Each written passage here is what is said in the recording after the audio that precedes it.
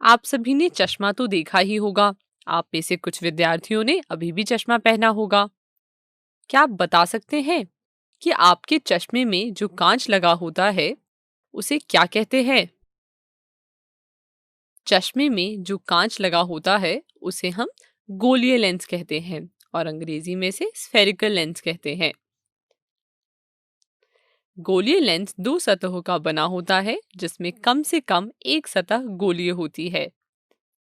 वह गोलीय लेंस जिनके दोनों सतह गोलीय होते हैं और दोनों बाहर की ओर उभरे होते हैं उन्हें हम द्विउत्तल या उत्तल लेंस कहते हैं। और वह गोलीय लेंस जिनके दोनों सतह गोलीय होते हैं और दोनों अंदर की ओर वक्रित होते हैं उन्हें हम द्वि अवतल लेंस कहते हैं या अवतल लेंस कहते हैं।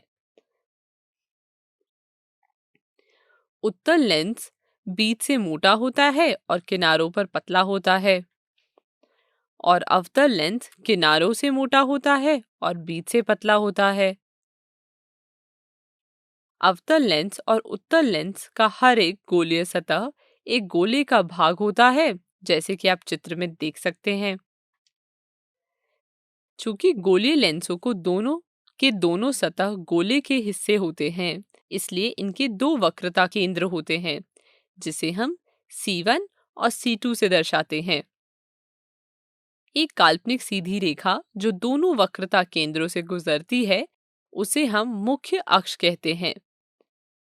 लेंस के इस मध्य बिंदु को हम लेंस का प्रकाशिक केंद्र कहते हैं, जिसे हम O से दर्शाते हैं। गोलीय लेंस की वृत्ताकार रूपरेखा का प्रभावी व्यास को हम लेंस का द्वारक कहते हैं।